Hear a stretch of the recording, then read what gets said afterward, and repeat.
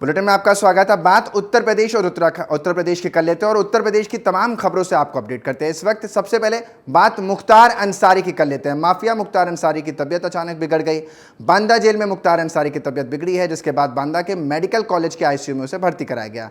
परिवार को तबीयत खराब होने की जानकारी भी इस मौके पर दी गई। आधी रात को मेडिकल कॉलेज में उन्हें भर्ती कराया गया। रानी दुर्गावती मेडिकल कॉलेज में उन्हें भर्ती कराया गया है। मुख्तार अंसारी को पेट और यूरिन इन्फेक्शन की बात सामने आ रही है। बांदा मेडिकल कॉलेज के आईसीयू में भर्ती कराया गया है। परिवार को जैसे ही तबीयत खराब होने की जानकारी मिली, परिवार से भी लोग मिलने के लिए पहुंचे। आधी रात को मेडिकल कॉलेज में उन्हें भर्ती कराया गया है। उत्तर प्रदेश के माफिया मुख्तार अंसारी बांदा के जेल में बंद हैं अपने गुनाहों के लिए। लगातार जेल की सलाखों के पीछे हैं। पेट और यूरिन इन्फेक्शन रिपोर्ट जब आई है उसमें इस बात का जिक्र सामने आया है। इससे पहले 5 दिन पहले ही उनके वकील ने कोर्ट में जज के सामने एमपीएमएलए कोर्ट में इस बात का जिक्र किया था कि उनकी जान को ख़तरा है। खाने में जो एक तरीके से कहें विष के तौर पर यानी जहर को दिया जा रहा है, जिसके बाद से जेल प्रशासन में भी कई लोगों को हटाया गया और अब इसके बाद खबर निकलकर सामने आ रही है कि उनकी तबीयत जो है वो ख़राब है। आईसीयू में उन्हें भर्ती कराया गया पेट और यूरिन इन्फेक्शन के चलते। आधी रात को उन्हें अस्पताल में भर्ती कराया गया। तो ये बड़ी जानकारी उत्तर प्रदेश से निकलकर सामने आ रही है, जहां पर मुख्तार अंसारी माफिया, इस नाम को आपने ज़रूर सुना होगा और फिलहाल सलाखों के पीछे है। यूपी में एक माफिया पर लगातार यूपी सरकार मुस्तैदी के साथ काम करती हुई नज़र आती है और ऐसे ही तमाम माफियाओं के गढ़ को और माफियाओं को ख़त्म करने में यूपी सरकार तत्परता के साथ आगे बढ़ रही है। कोई भी अपराधी बचने ना पाए, इसी पॉलिसी, इसी नीति के साथ आगे बढ़ते हैं। और ये तस्वीरें हम आपको दिखा रहे हैं उस वक्त रात की, जब उन्हें जेल से बांदा के मेडिकल कॉलेज के आईसीयू में भर्ती कराया गया था। मुख्तार अंसारी माफिया है, उत्तर प्रदेश के बांदा जेल में अपनी सज़ा काट रहा है, जिसके बाद शिकायत उसने की थी कि उसकी तबीयत ख़राब है और जो बयान उसने चिट्ठी लिखी थी उसमें इस बात का जिक्र किया गया है कि उसे जहर खाने में दिया जा रहा है, जिसकी वजह से उसका शरीर ठंडा पड़ गया है।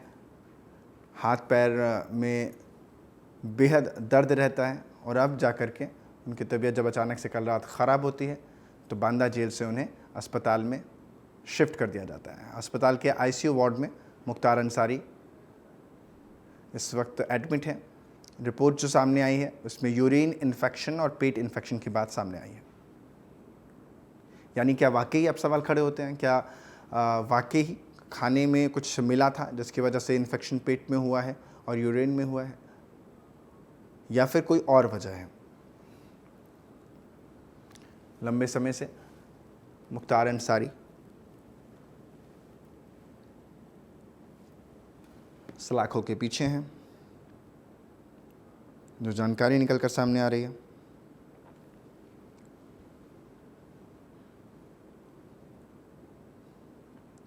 बांदा जेल में बंद माफिया मुख्तार अंसारी की सोमवार रात तबीयत बिगड़ गई। पेट दर्द की शिकायत पर जेल प्रशासन ने माफिया को सुबह 3:55 पर दुर्गावती मेडिकल कॉलेज में भर्ती कराया। फिलहाल आईसीयू में इलाज चल रहा है। बांदा मेडिकल प्रशासन ने सुबह 8 बजे मुख्तार की पहली हेल्थ बुलेटिन जारी की है। इसमें बताया है कि मुख्तार के पेट में दर्द है, उसे 4 से 5 दिनों में कब्ज़ की शिकायत थी। फिलहाल उसकी हालत स्थिर बनी हुई है। मुख्तार के वकील नसीम हैदर ने जांच के लिए सैंपल भेजा गया है। कोई रिपोर्ट अभी नहीं आई है। उनके पेट में बहुत ज़्यादा तकलीफ़ है, ये सब बातों का जिक्र वो करते हुए नजर आए। अभी उनकी हालत ठीक नहीं है। 5 दिन पहले बाराबंकी की एमपीएमएलए कोर्ट में गुरुवार को फर्जी गुरुवार को।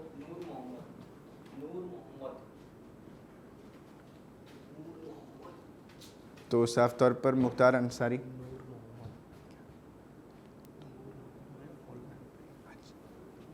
तो मेरे साथ मेरे सहयोगी नूर मोहम्मद ज़्यादा जानकारी के साथ जुड़ गए हैं। नूर, ये पूरी घटना पर आप लगातार बने हुए हैं और अभी भी परिवार के कुछ लोग वहां पहुंचे हुए हैं, ऐसी जानकारी निकलकर सामने आ रही है। परिवार का इस मामले पर क्या कहना है? हेल्थ बुलेटिन जो जारी हुआ है उसको लेकर के क्या अपडेट? जी, जिस तरीके से बात की जाए तो बांदा पुलिस अधीक्षक ने इस बात की पुष्टि की है कि माफिया मुख्तार अंसारी के पेट में प्रॉब्लम होने की वजह से, यूरिया प्रॉब्लम होने की वजह से उसको यहाँ पर रानी दुर्गावती मेडिकल कॉलेज में भर्ती कराया गया था और यहाँ पर डॉक्टर द्वारा लगातार डॉक्टर पैनल उसकी जांच कर रहा है। स्वास्थ्य को लेकर उसके लैब टेस्ट के लिए भेजा गया है। जैसे ही रिपोर्ट आती है उसके आधार पर ट्रीटमेंट शुरू हो जाएगा। वहाँ पर फर्स्ट ट्रीटमेंट डॉक्टर पैनल ने दे दिया है। लगातार हर एक मोमेंट पे डॉक्टरों की निगाहें हैं, पैनल लगातार देख रहा है और पूरी निगरानी के साथ हो रहा है। बात की जाए सुरक्षा व्यवस्था की तो पूरी रानी दुर्गावती मेडिकल कॉलेज में कुछ छावनी में तब्दील कर दिया गया है। 4 सीओ यहाँ पर सुरक्षा में लगाए गए हैं और गेट पर भी एक सीओ लगाए गए हैं, जिसको लेकर कोई भी किसी तरीके से जेल के अंदर संदिग्ध व्यक्ति ना आ पाए। वहीं उनके परिजनों ने जिस बात की स्वास्थ्य को लेकर आशंका जताई है, उनके वकील नसीम हैदर ने आशंका जताई, उसको लेकर सैंपल भेजे गए हैं। जो भी रिपोर्ट आती है उसके आधार पर लगातार उनका मेडिकल ट्रीटमेंट दिया जाएगा। गुल, जिस तरीके की जानकारी निकल कर सामने आ रही है, उनके वकील भी इस पर कह रहे हैं कि उन्हें खाने में लगातार जहर मिलाया जा रहा था, जिसकी वजह से सामने चीज़ें आ रही हैं। पेट का इन्फेक्शन, भले ही ये कहा जा रहा है कि एसिडिटी की टाइप की प्रॉब्लम रही हो जिसकी वजह से ये बढ़ा हो, लेकिन वाकई जब खान पीन में ही कुछ मिलावट होती है या अच्छा नहीं होता, जिसकी वजह से यूरिन में इन्फेक्शन और लीवर में दिक्कत का सामना करना पड़ता है, यानी स्टमक एक होता है। तो ये तो इशारे तो साफ तौर पर गुल उसी तरफ करता हुआ नजर आता है। जी, जिस तरीके से बात की जाए कि जिस तरीके उनके वकील के द्वारा बताया गया था कि स्लो पॉइजन दिया गया है और जहरीला पदार्थ खिलाया गया है, जिसको लेकर कहीं ना कहीं उसी तरफ रुख करता हुआ दिखाई दे रहा है। स्वास्थ्य पैनल की रिपोर्ट के आधार पर जो जांच रिपोर्ट आएगी उसके आधार पर इस मामले की पुष्टि हो पाएगी। मगर कहीं ना कहीं उनके परिजनों ने जो MP MLA कोर्ट में बाराबंकी में इस बात को आशंका जताई थी, वो कहीं ना कहीं साबित होती दिखाई दे रही है। यहाँ पर जिला प्रशासन, पुलिस प्रशासन लगातार किसी तरीके का कोई भी अभी तक बयान नहीं जारी किया था, मगर अब प्रेस नोट जारी कर लोगों को पुष्टि की इस मामले की। वहीं पर उनके परिजन अफजाल अंसारी की जानकारी मिल रही है कि रानी दुर्गावती मेडिकल कॉलेज कुछ देर बाद पहुंचने वाले हैं। TV27 सबसे पहले हर बार अपडेट दिखाता जा रहा है और लगातार उनके परिजनों को से जो भी बात हुई है TV27 ने जानकारी दी है और लगातार दिखाया जा रहा है। हर तरीके से जो भी अपडेट आती जा रही है TV27 सबसे पहले दिखाएगा और हर अपडेट तक आप तक पहुंचेगी। गुल, कितनी देर में ये क्या कहा जा रहा है, कितने दिनों तक ICU में रखा जाएगा, कब उन्हें जनरल वार्ड में शिफ्ट किया जा सकता है? कोई जानकारी वहां से निकलकर सामने आ रही है कि अभी उनकी हेल्थ स्थिर बनी हुई है या फिर अभी भी क्रिटिकल कंडीशन में ही है? जी, जिस तरीके से बात की जाए कि रानी दुर्गावती अंदर की सूत्रों की हवाले से जो खबर मिली है, जानकारी के मुताबिक मुख्तार अंसारी की नाक में जो नली लगी थी, मुख्तार अंसारी वो नली बार बार हटा दे रहा था, जिसके वजह से स्वास्थ्य गड़बड़ हो रहा था। वैसे अब डॉक्टरों के पैनल ने उसको जो है नली लगाकर और लगातार मेडिकल ट्रीटमेंट चालू है। इसी तरीके देखा ये भी जा सकता है कि हो सकता है कि शाम तक अगर कंडीशन नॉर्मल होती है तो वार्ड में शिफ्ट किया जा सकता है और कंडीशन अगर ज्यादा जो है होगी तो उसको हायर सेंटर भी रेफर किया जा सकता है। ये भी आशंका जताई जा रही है। ICU में तो वैसे भी किसी को जाने की इजाज़त नहीं होती, लेकिन जो परिवार के लोग हैं या जो जानने वाले लोग हैं, जैसा कि आप कह रहे हैं वो मिलने के लिए आ रहे हैं, तो इसको ध्यान में रखते हुए, क्योंकि मुख्तार अंसारी कोई आम आदमी नहीं है, मुख्तार अंसारी माफिया है, तो ऐसे में सुरक्षा के इंतज़ाम जेल प्रशासन पुलिस प्रशासन की तरफ से हॉस्पिटल में कैसे किए गए हैं? तरीके से बात की जाए तो उनके परिजनों से मिलने की कोशिश की तो उनके परिजनों को बताया गया कि डॉक्टर से कंसल्टेट करा दिया गया है, मगर मुलाकात नहीं हो पाई है। वहीं पर उनके भाई अफजाल अंसारी जो सांसद हैं वो भी आ रहे हैं, इसकी सूचना मिल रही है।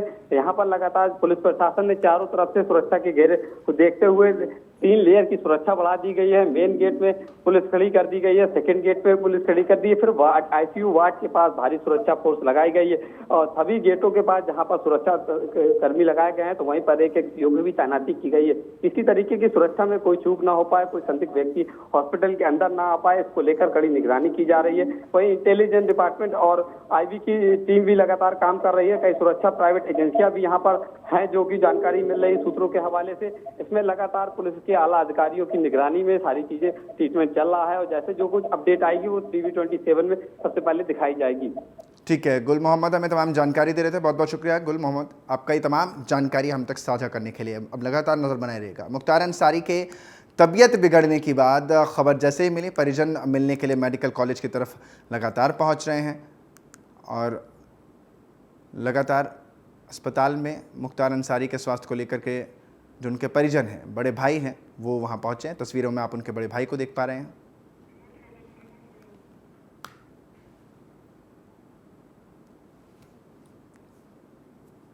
तो उनके बड़े भाई पहुँचे हैं।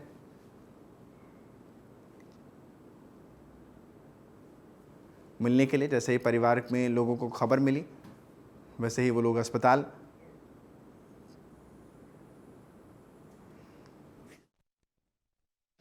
जेल अधीक्षक बांदा का वायरलेस गया मोहम्मदाबाद थाने पर कि उनकी हालत अच्छी नहीं है। बांदा मेडिकल कॉलेज में उनको भर्ती कराया गया है और उनके परिजन को सूचना दीजिए। तो वहाँ थाने पर से हम लोगों को ये सूचना मिली वायरलेस द्वारा। क्या शुभ नाम बताया था आपने? मंसूर अंसारी। आप क्या हैं इनके? मैं उनके परिवार का सदस्य हूँ और सांसद अफजल अंसारी भी पीछे आ रहे हैं। पहले उनको देखने दीजिए उनकी हालत क्या है। मुख्तार अंसारी से परिजनों को मिलने नहीं दिया गया है, जिसके बाद उनके वकील जेल प्रशासन से लिखित आदेश लेकर आए हैं। साथ ही परिजनों की मांग है कि एम्स में प्रशासन द्वारा इलाज कराया जाए।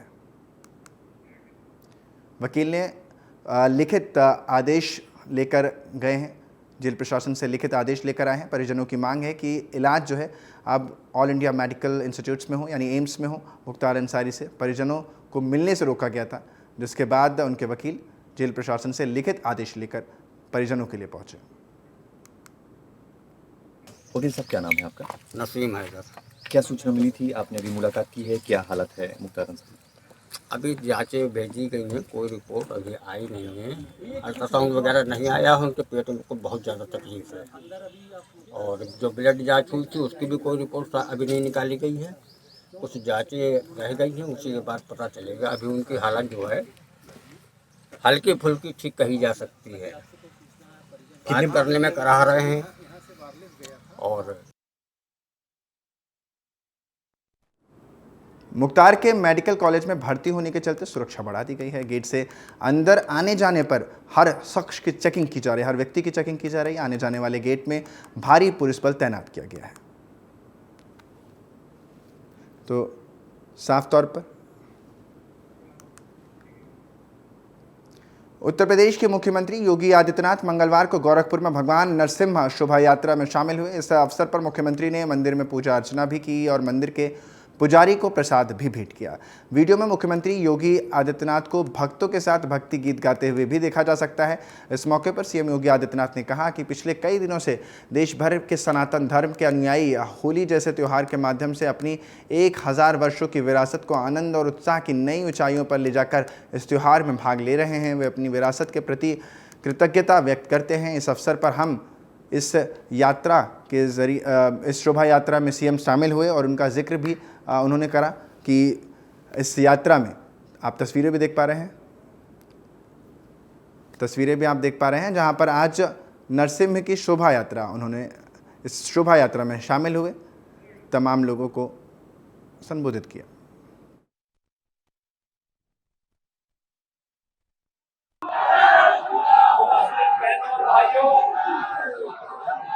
आप सभी गोरखपुर वासियों को और प्रदेश वासियों को होली की इस पावन पर्व की हार्दिक बधाई देते हुए मैं अपनी शुभकामनाएं देता हूं।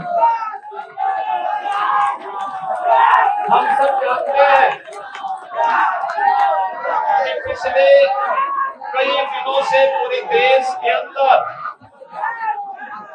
सनातन धर्मावलंबी हजारों वर्षों की अपनी इस विरासत को होली जैसे पर्व के माध्यम से उल्लास और उमंग की एक नई ऊंचाई तक पहुंचाते हुए इस उत्साह में अपनी विरासत के प्रति कृतज्ञता ज्ञापित करते हुए इस पर्व में भागीदार बन रहा है। आज ये हमारा सौभाग्य है कि पिछले 90 वर्ष से अधिक समय से गोरखपुर में निकलने वाली भगवान नरसिंह की शोभा यात्रा कार्यक्रम में भाग लेने के लिए एक बार फिर से गोरखपुर वासियों के साथ मुझे भी आपके बीच में आने का अवसर प्राप्त हुआ। बिजनौर कांड को लेकर मायावती ने चुनाव आयोग से कार्रवाई की मांग की है। मायावती का आरोप है कि बिजनौर के एक गांव में सामंती लोगों ने दलित पर प्राणघातक हमला किया है। तो ये ट्वीट किया है उन्होंने। बिजनौर कांड को लेकर मायावती का पोस्ट सामने आया है। सामंती तत्वों द्वारा दलित परिवारों को प्राणघातक हमले को लेकर उन्होंने रोष जताया है। जौनपुर जिले की रामपुर थाना क्षेत्र में होली के दिन डीजे पर नाचने गाने को लेकर दो पक्षों में जमकर मारपीट हुई, जिसमें 9 लोग घायल हो जाते हैं। वहीं इलाज के दौरान एक व्यक्ति की मौत तक हो जाती है। बताया तो ये जा रहा है कि दोनों पक्ष शराब के नशे में थे। पुलिस ने मामला दर्ज कर नामजद 6 लोगों को गिरफ्तार भी कर लिया और आगे की कार्यवाही के लिए प्रशस्त कर दिया है।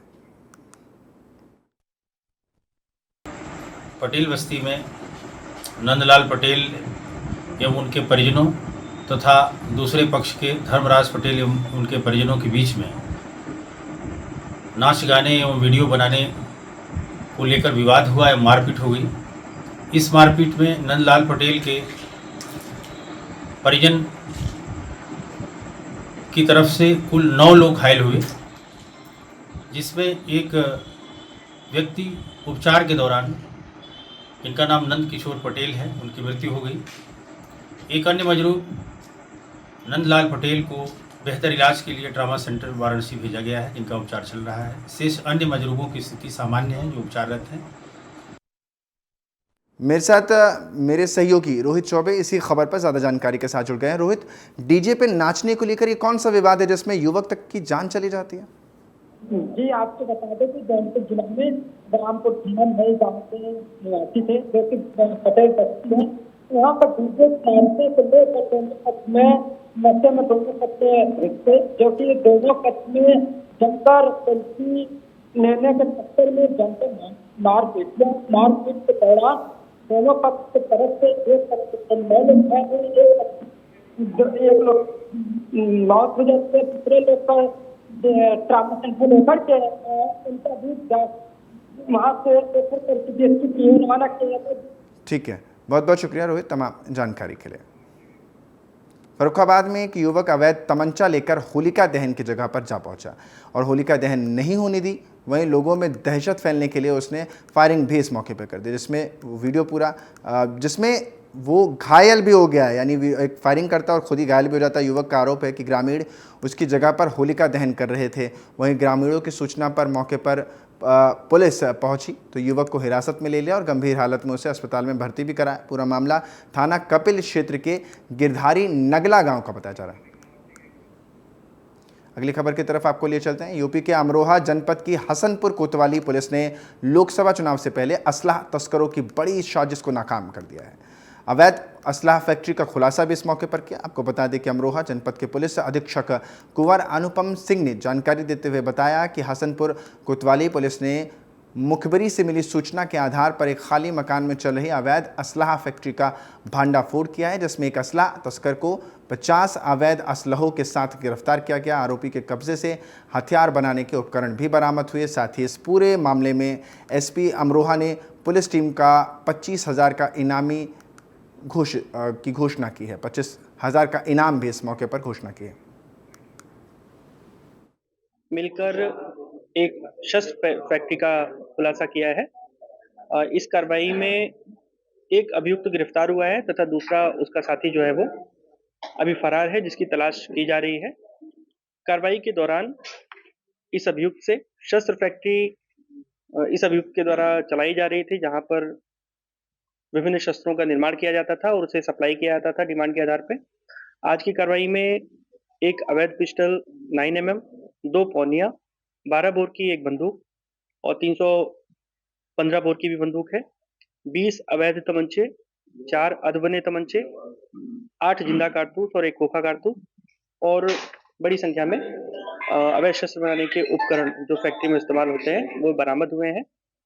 शीघ्र ही दूसरे अभियुक्त की गिरफ्तारी की जाएगी और इन पर गैंगस्टर एक्ट के तहत आगे की कार्रवाई की जाएगी। खबर बांदा से है, जहां गल्ला मंडी में 2 दुकानों में भीषण आग लग जाती है। वहीं आग लगने के कारण का अब तक पता नहीं चल सका। सूचना पर पहुंची फायर ब्रिगेड पुलिस की मदद से आग पर काबू तो पा लेती है। आग लगने से लाखों रुपए का नुकसान का अनुमान इसमें लगाया जा रहा है। तस्वीरें आप देख पा रहे हैं, कितनी खौफनाक और भयानक तस्वीरें आग की लपटों की नज़र आ रही है। तो संदिग्ध परिस्थितियों में दुकान में आग लगी है और पूरी तस्वीरें आप देख पा रहे हैं कि किस तरीके से आग से हड़कंप इलाके में मच गया। धुएं का गुब्बार, काला धुआं पूरे इलाके में छा जाता है।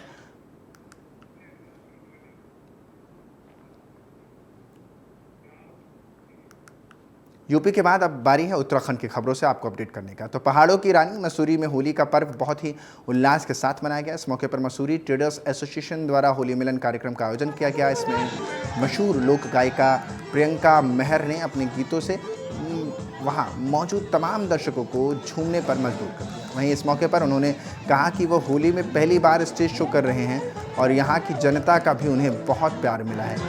इस मौके पर Mussoorie traders and welfare association के अध्यक्ष रजत अग्रवाल ने कहा कि उनकी संस्था के द्वारा सभी पर्वों को धूमधाम के साथ मनाया जाता है और आज सैकड़ों की संख्या में यहाँ पर लोगों ने होली मिलन कार्यक्रम में भाग भी लिया है।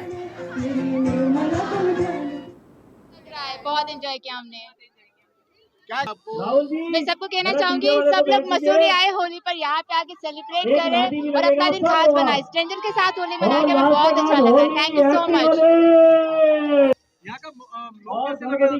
बहुत प्यारे हैं, बहुत मिलनसार लोग हैं, बहुत अच्छा लगा, बहुत हेल्पफुल है। हम लोग सिर्फ 3 गर्ल्स आई है लेकिन हमें बिल्कुल अनसेफ नहीं लगा, बहुत सेफ।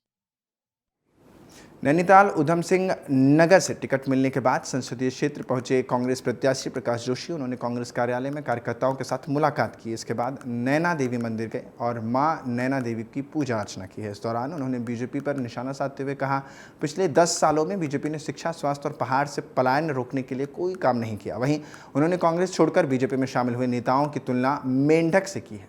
नैना देवी के मंदिर पर पहुंचे हैं कि उत्तराखंड के सभी जितने भी हमारे सांसद हैं, उत्तराखंड देश में भी सिर्फ मोदी जी के नाम से वोट मांग रहे हैं। अपना खुद का एक भी काम उनके पास नहीं है जिसके काम से वो वोट मांग सकें। उल्टा हमारे जो स्थानीय सांसद है, अगर मैं उनकी बात करूं तो उनको तो जनता ने नया नाम दे दिया है कि 40% के सांसद।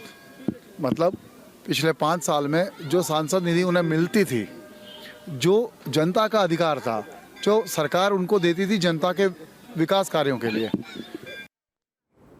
हल्द्वानी में होली के एक दिन बड़ा सड़क हादसा हो गया। नैनीताल के रोड पर एक तेज़ रफ्तार कार सड़क किनारे रखे नगर निगम के लोहे के बने कूड़ेदान से जा टकराई और जाकर मॉर्निंग वॉक को जा रहे 2 लोगों से टकरा जाती है, जिसमें 2 मॉर्निंग वॉकर समेत कार में बैठे एक व्यक्ति की मौके पर ही मौत हो जाती है।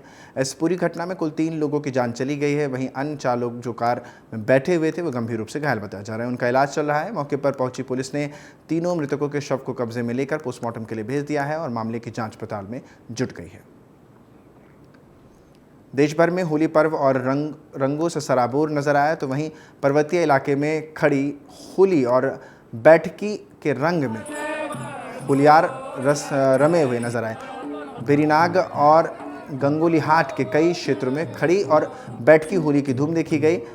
होलियारों के द्वारा घर घर जाकर होली गायन भी गाया गया। वहीं महिलाओं के द्वारा गांवों में सामूहिक होली का आयोजन किया गया। होली के दौरान बड़ी संख्या में गांवों से बाहर रहने वाले लोगों भी होली में मनाने को गांव पहुंचे हुए थे। युवाओं में भी होली को लेकर काफ़ी उत्साह साफ तौर पर देखा जा सकता है। कुमाऊं में छरडी 26 मार्च मंगलवार को मनाई जा रही है। हमारे यहाँ की होली इतनी अच्छी होती है, शायद वो किसी गांव में ऐसी होली कम ही देखने को मिलती है।